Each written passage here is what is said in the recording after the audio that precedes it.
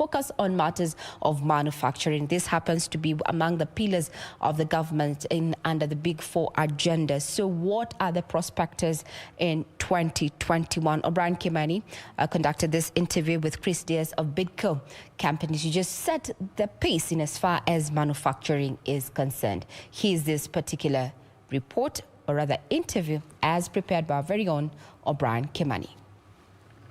In March of 2018, African countries signed the African Continental Free Trade Area Agreement that brings together more than 50 countries in a bid to jumpstart intra-Africa trade as well as liberalize their markets. Almost 3 years down the line, what has this trade pact achieved? Tonight on Business Insight, we are joined by Bidco Africa Group Director Chris Diaz. We're going to discuss these and of course how Kenya as a country can tap into the opportunities presented by the trade agreement. Thank you so very much indeed, Chris, for finding time to be with us here. When you look back at the last 3 years of the trade agreement, what conclusions do you make? Thank you very much, O'Brien. It's wonderful seeing you, and you're keeping safe, and you're coming out to the manufacturing units at our operations, and thank you for inviting me to studio tonight.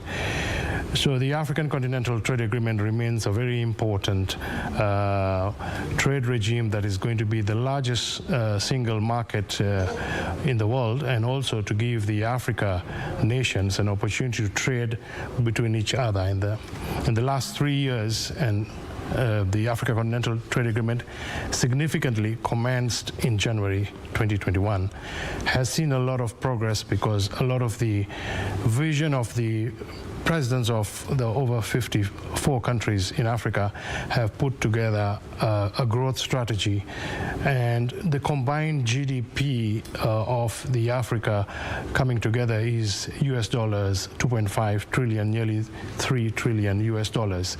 This is a very strong way of consolidating trade. Now, one thing, there is trade, there is tourism, there is employment, but at this particular point, as we have this discussion, the situation of the whole world is facing a recession because of COVID. Mm-hmm. And our viewers, it's very important also for us to realize that there is tremendous challenges in terms of also logistics as the Africa Continental Trade Agreement is rolling out. There's a lot of challenges in terms of unemployment. There's a lot of challenges in terms of money flows and trade barriers and non-tariff barriers within various countries in the Africa continent. But the greatest thing is that this gives us an opportunity for entrepreneurship. It's also going to increase investment. And in the last 3 years, we have seen a bigger focus, bigger rollout.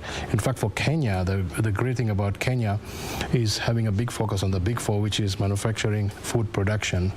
And with a population in Africa of 1.2 billion, there is tremendous opportunity for revenue for young people to go into agribusiness and also for manufacturing using technology to be able to produce product for such a massive market of Africa.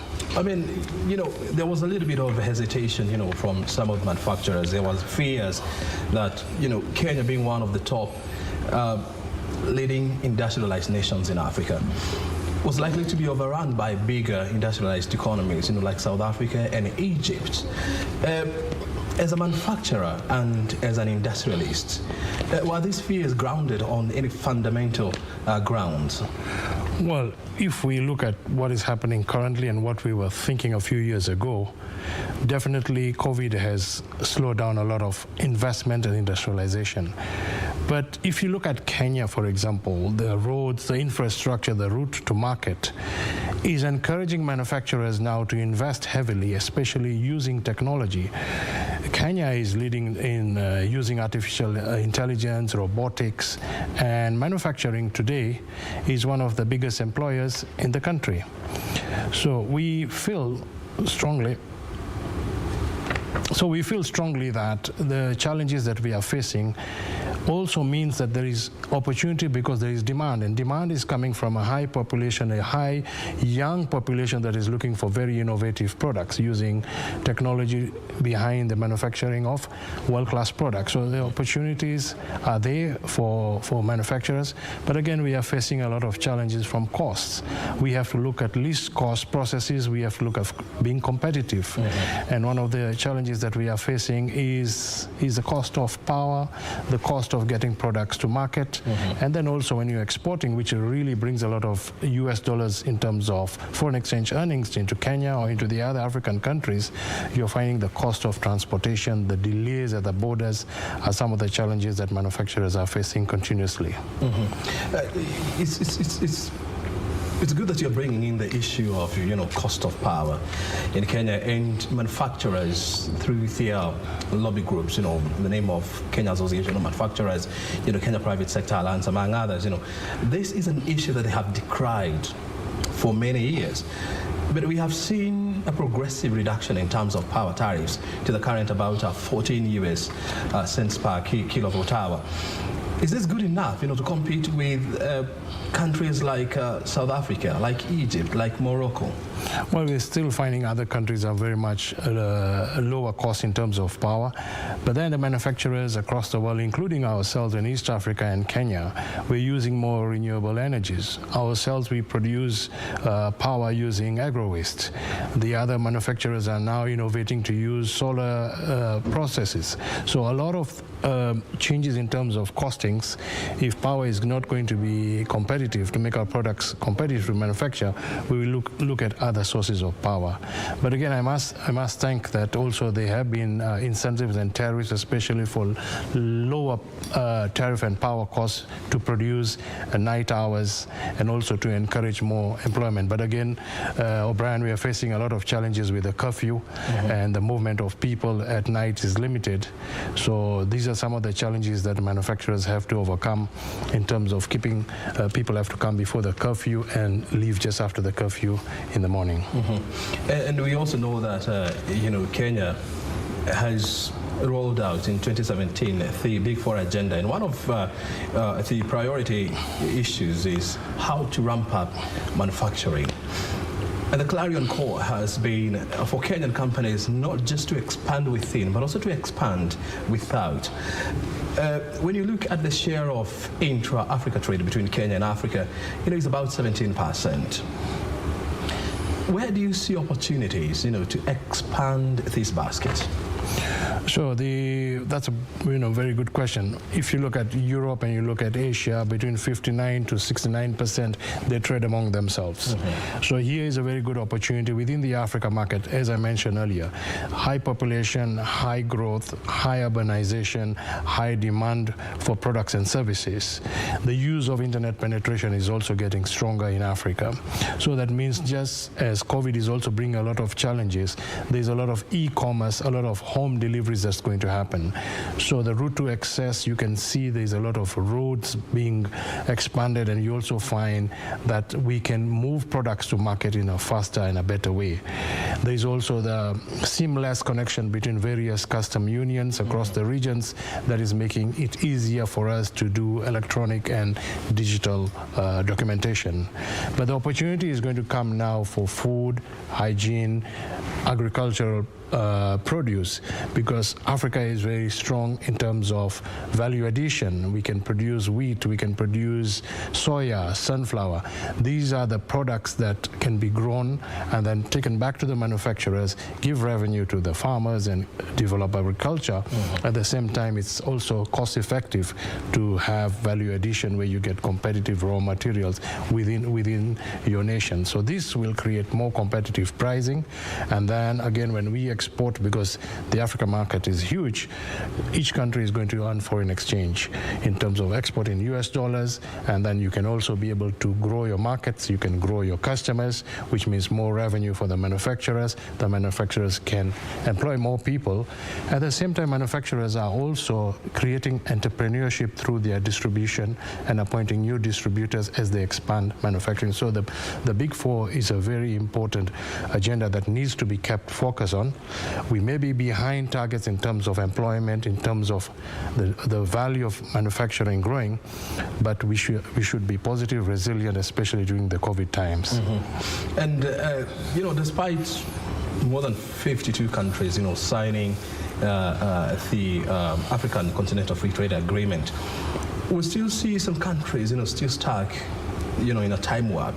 They don't want to let go of their markets.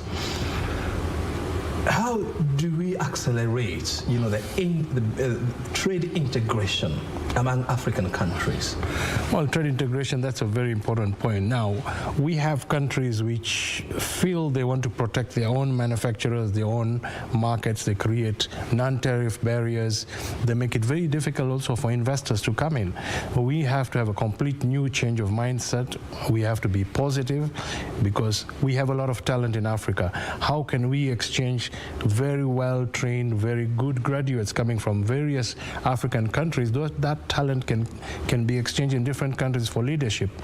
And so it is very, very important that we must think global, we must think intra-Africa, a time of change. The future is Africa, and how Africa can trade now with the rest of the world and also trade among itself in a different way, because our balance of trade, we are importing a lot of products from Europe, from Americas. It's time we exchange goods and services and raw material and exchange people and have free movement. That would also help us.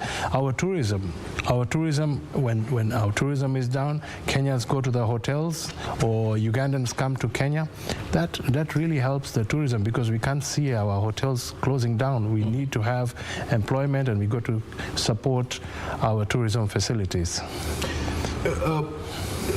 Bidco Africa, is a good example of an indigenous company, growing and expanding, its base, to other African countries.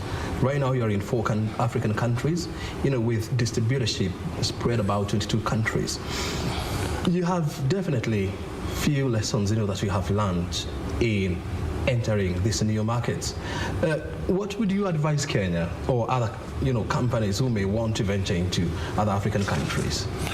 Well, first, Bidco is a great company. It's an award-winning company, and it's a huge conglomerate that is right across the many African markets and continues to expand. We are now going into juices, carbonated soft drinks. We do instant spaghetti. We are market leaders in oil and soap. We are doing many other new products. So I think the most important thing is to be brave and strong, and to be very innovative. Mm-hmm. Secondly, Bidco uses a lot of Kaizen in terms of zero wastage. These are the areas where you can capitalize on your processes and also innovate products. This is a continuous understanding and research on what the customer is looking for, and we can produce really world-class brands. Again, I think it's very important that companies have to integrate with the mama bogas and smaller cottage industries. So Bidco buys a lot of its raw materials from the farmers, and then it distributes all the way down to the kiosk level, and it involves a lot of people in the market. It creates a lot of employment. So how do companies and small companies come together is to create partnerships. My advice is for people to come to Bidco, work together, create strong partnerships, both in agribusiness, both in women leadership. We have partnership with women in business. We as Bidco now have also signed with UN Women to employ, and our goal is to employ 50% women in our operations. So it's important to integrate the community and also give back in terms of CSR, and to use a lot of technology in terms of world-class operations. Of course, by the fact that, you have managed to set up base, in about 22 countries where you sell your products, one might want to imagine that it has not been, it's not a mean achievement, definitely. You have to undergo through various, challenges, along the way. But the fact that you are there, it means that you have managed to, jump some of these challenges, and of course some of them bypass them. what significant lessons have you learned in your journey in going into other African countries? Well, we've learned a lot of significant lessons, and you'll find a lot of people from the industry face that. One is you get tariff barriers, non-tariff barriers. You get a lot of resistance, even when different markets. So is to understand the culture, understand the taste, and do a lot of research is how you present your products, how you market your products, the language you communicate. That is very important. So we have also learned a lot of having very good relationship with different customers. We have good CSR programs. We engage with the governments. We engage with all the stakeholders. That is very important, that you have a relationship with your consumers and you're able to produce new products and go into new different lines of products, because it's very diversified with over 40, 50 brands with hundreds of different SKUs that can be very affordable right to the common wananchi. So we really focus on everyone, on different pockets, so that we're able to fit into both into industrial products, consumer products, bulk products, and then we were also leaders in fortification in Kenya. And so all our products are healthy, and our tagline is happy, healthy living. So a lot of new health products, hygiene products, and detergents, soaps. These are the areas and lessons we have learned. The consumer is strongly caring about health, and we are focusing very much on the health of the consumers. In your previous life, I mean, you used to be an ambassador of Branding Kenya. You used to be with the Brand Kenya. And one of the agenda was to brand Kenya as a manufacturing hub. When you look at the steps that we are taking towards making this country a newly industrialized nation, by the year 2030, are you convinced that we are making the right steps and heading into the right direction? Well, first I would like to answer that question by extending a thank you to President Uhuru Kenyatta and his government. They have made a very conducive environment for private sector. The private sector drives the economy of Kenya. If you look at our GDP, most of it is coming from private business, from common wananchi, from cottage industries. So yes, we are in the right direction, but we are facing a lot of challenges. One, costs. We are facing a lot of costs that we need to make it more competitive. Our products need to be more affordable to the wananchi. Kenya, like the rest of the world, is going about cost. You're talking about cost of power? Cost of power, cost of, look at policy, at taxes and incentives. Because manufacturing is heavy capital investment, so we also got to look at how big incentives can be brought in for more investment and for more joint ventures to come into Kenya. So we see a lot of progress. We are in the right steps, and you will see that a bigger focus on the big four, both in terms of health. Our health, education are very important. I think we need more investment in education. O'Brien, I'm seeing we have a lot of talent, but a lot of people cannot go to school because of COVID, so we need to invest in computerization, digital and online platforms so they can learn from home. As they progress, there are a lot of more Kenyans who can go to universities and they can do it online. So a lot of that talent can come into manufacturing, to be employed, to be entrepreneurs, and also to have a healthy community. Especially now during the COVID time, we need to have a very, very health protocol to keep our communities safe.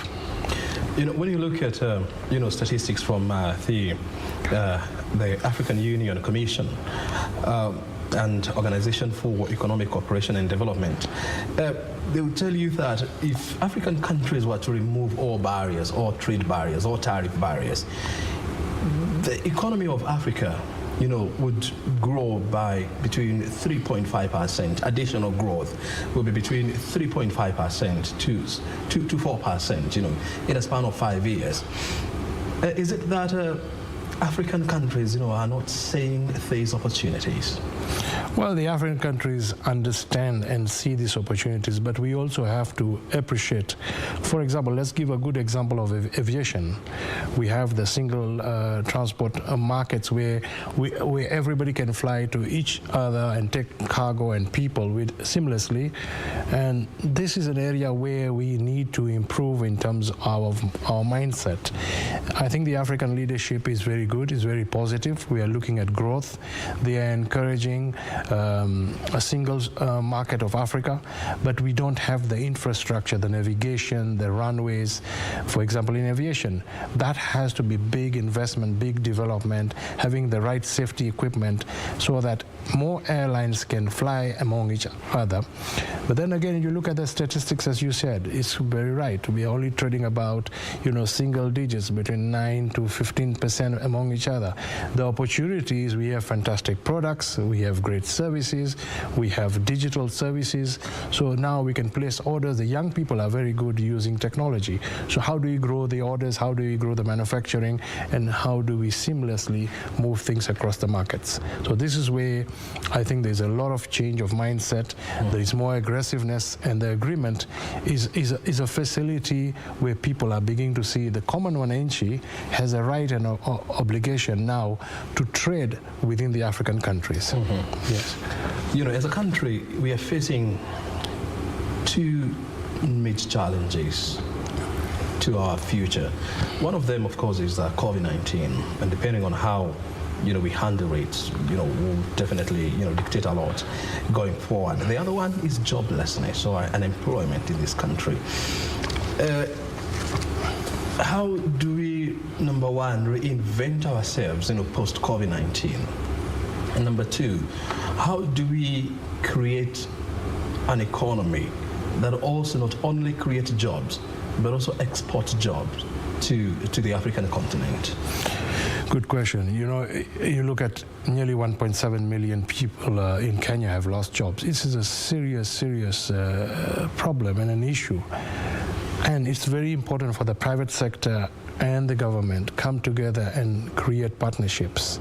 And it is important that manufacturers create employment. As I explained to you through value addition, let me give you a good example of Bidco Africa buys soya, sunflower from the farmers. East African breweries buy sorghum from the farmers. Or when Bidco buys soya and sunflower, they extract the oil. They produce healthy oils, soft oils for consumers, but the cake is made into animal feed, so they give back into dairy, into chicken and other agribusiness. Bidco also appoints distributors. The manufacturers appoint distributors. These distributors earn revenue through entrepreneurship. These large companies like Bidco prepare young people from universities. We have partnerships now with Kenyatta University, Jomo Kenyatta University. We signed with Mount Kenya University. So all across the regions. These are talent that can now be exported into Bidco Uganda, into Bidco Tanzania. So forth, even Bidco Tanzania can give leadership into Bidco Kenya. So this is where great talent is exchanging opportunities and bringing new ideas and more innovation. And then it's very, very important that we use world-class processes. The manufacturing lines today are all moving through robotics, but who runs the manufacturing lines are Kenyans. They've been trained, developed, and it's very proud to see that Kenyans run these amazing facilities, and so in the other African countries. So there is a great movement of talent and also skills development. A lot of university students don't have jobs, so they have to become entrepreneurs. It's very important in the Africa Continental Agreement we develop entrepreneurship programs to have these young people to be distributors and earn revenue and not just remain idle without jobs. In the interest of time, because we have to come to the end of this interview, Kenya is also recognized as a hub of innovation, and is the home of M-Pesa, the revolutionary mobile money platform. How do we leverage on our innovation to capture the African markets? Well, that's another brilliant question, O'Brien, and I like that because, for example, Kenya is one of the best geographically positioned country in the Continental Agreement. We are right in the center. We have good weather. We got the sea line for our port, so we can develop and incubate top down, bottom up. Both the government, the private sector should create ownership, innovation, and centers of excellence. And this can be done with international partners, international development banks, the African Development Bank, the Import-Export Africa banks, the World Bank. All these come together and we put structured programs with milestone of success for young people. Because young people, they are the future leaders, and these people will come to lead manufacturing, food production, health, and other leading industries. So it's very important the Africa Continental Agreements shoulders and nurtures entrepreneurship programs for future leadership in Africa. Very good. Chris, finally, after all is said and done, the whole point is to increase Kenya's export base, is to increase Kenya's manufacturing base. How do we ensure that we get the matrix right to do this ultimately? Well, the metric is for all the nations to come together and give incentives and then to develop the young people. But let me give you a classic, very good example. Kenya produces 1/3 of the flowers of the world. Flowers are flown every day to Europe. But right now, the demand of flowers is in the Africa markets. So we can sell flowers to Nigeria, to South Africa, to other countries. Kenya is also producing some of excellent manufacturing products. We produce juices, we produce instant spaghetti, we produce healthy oil. So all these products are in demand and they are healthy products. So all these products need to get to the markets across at a very competitive price. So the African Continental Agreement is going to make exchange of goods and services more affordable and more competitive. But the challenge is, how do we execute it effectively and also consistently, and all the nations agree to the rules of the African Continental Trade Agreement. Very good. Chris, thank you so very much indeed for sharing with us your insight and of course your expertise on these issues. Your time is highly appreciated. Much appreciated, and thank you very much for inviting me. Thanks, O'Brien. In the future. Thank you. Chris Dias is the director at Bidco Africa Group, joining us here on Business Insight to share with us some insight on how Kenya can take advantage of the African Continental Free Trade Area. Number one, to grow its manufacturing base, and number two, to expand its export markets. And of course, you have heard from his insight. My name is O'Brien Kimani. You're watching Business Insight. Back to you, Regina, in studio.